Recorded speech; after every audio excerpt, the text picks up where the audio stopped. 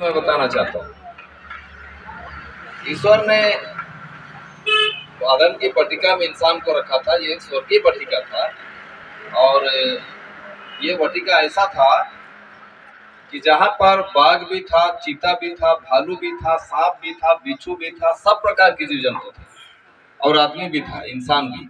लेकिन उस जगह पर किसी भी जंतु ने किसी दूसरे जंतु को कोई हानि नहीं पहुंचाई। ठीक है, इंसान को भी हानि नहीं पहुंचाया था। जब आपको मान लिया कोई पार्क में अच्छे अच्छे फूल है ना, अच्छे अच्छे फूल है, झरना है, सब कुछ है, तो उस पार्क में बैठ के आपको कैसा लगेगा? हाँ, अच्छा लगेगा ना, एकदम सुकून आएगा, नींद आ जाएगा। फिर उस पार्क में आप क्या आराम से सो सकते हैं? नहीं ना, डर लगेगा आपको। लेकिन आदम और हवा जो पहला इंसान थे, वो लोग उस आदम की पट्टिका में जब नींद आया वो जहां भी मन है वहां सो जाते थे। कोई हानि नहीं था, कोई जोखिम नहीं था, कोई डर भय नहीं था। ठीक है, लेकिन इंसान ने जो फल खाया, उस फल को खाने से, जिसको मना किया गया था, वो फल खाने से क्या हुआ मालूम है? हमारे पूरे शरीर में, आत्मा में, प्राण में एक रूपांतरण हुआ, एक परिवर्तन हुआ, एक तरह का पतन हुआ, है ना। पतन जब हुआ तो इंसान जो अमर बनाया गया था, उसके अंदर में बीमारी क्या आ गया? भर गया। आत्मा में बीमारी आ गया, उसके बाद में प्राण में बीमारी आ गया, पूरा शरीर में बीमारी आ गया और आदमी मरने के लिए अब तैयार हो गया। अब ये क्या ऐसा कोई चीज से पूरी दुनिया के लोग बचे हैं क्या? नहीं। कोई इंसान नहीं बोल सकता है कि हम बिल्कुल 100% तंदुरुस्त हैं। ठीक है, और इसका बीमारी का इलाज क्या है? जहाँ जड़ है वहां इलाज करना पड़ेगा। कई डॉक्टर्स जड़ नीचे है ना,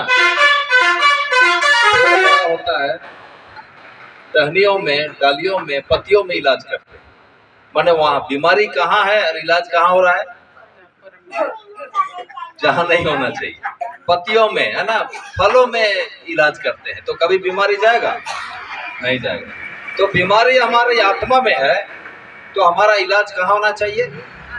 आत्मा में होना चाहिए। और आत्मा का इलाज कौन कर सकता है? हम खुद कर, केवल ईश्वर कर सकता है, जिसने हमें बनाया। ठीक है, इसलिए प्रतिदिन हर इंसान को एक बार किससे नाता जोड़ना चाहिए? ईश्वर से नाता जोड़ना चाहिए, जिसने आपको भेजा इस दुनिया में, है ना। फिर दूसरी बात कि हमारा आत्मा जब प्राण को संचालन करेगा तो हमारा प्राण तरोताजा रहेगा कि नहीं? जो इंसान प्रतिदिन ईश्वर के साथ में संपर्क करता है, उनसे नाता रिश्ता जोड़ता है, बातचीत करता है, उसका दिन भर का जीवन, उसका प्राण जो है वो भी क्या रहता है? ताजा रहता है ना। और जिस आदमी का प्राण ताजा रहता है, उसका शरीर भी ताजा रहता है। ठीक है, तो इसमें और क्या है? मैं बोला है, मैं सुबह से शाम तक बोलते रह जाऊँ, कभी खत्म नहीं होगा। इनमें से एक भी आदमी को एक भी मौका नहीं मिलेगा, है ना।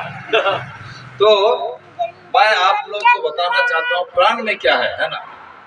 प्राण में है, जैसे हमारा क्या चीज को प्राण बोलते हैं पता है? खून में प्राण रहता है, लेकिन प्राण में क्या क्या चीज आता है, जिसको हम साइकोलॉजिकल लाइफ बोलते हैं, मानसिक चीज बोलते हैं। जैसे हमारे प्राण में है मन, है ना, इच्छा, भावना, ये तीन चीज, मन, इच्छा, भावना, ये तीन चीज ही आपके शरीर को संचालन करता है। मन, इच्छा, भावना, ये चीज प्राण है। इसको साइकोलॉजिकल लाइफ बोलते हैं, मनोवैज्ञानिक जीवन। ये बोला जाए कि अदृश्य है ना, मन, इच्छा, भावना। मान लिया आप यहाँ बैठे हैं, ठीक है, सब कोई बैठे हैं। घर में आपने क्या सोचा था? मन में सोचे थे ना, अरे आज क्या है? Picnic day. मन में आपने सोचा था पिकनिक डे है, तो जैसे ही आपने सोचा मन में पिकनिक डे है, तो आपका भावना क्या हुआ? जागृत हो गया। भावना जागृत हो गया, है ना। भावना में खुशी का भावना आया कि दुख का भावना आया? खुशी का भावना। अरे पिकनिक डे है, तो जैसे ही आपने सोचा, आपका भावना क्या हो गया? उछलने लगा, है ना। अरे आज पिकनिक का डे, आज खुशी लगेगा, आज कुछ मिलेगा, कुछ त्योहार होगा, है ना। तो ये आपका भावना में सुख दुख का भावना होता है, आज खुशी का भावना हो गया। तो भावना कई तरह का भावना होता है। एक भावना आता है, जैसे हंसते हैं तो आंसू आता है, खुशी का आंसू, है ना। एक भावना होता है दुख का भावना, एक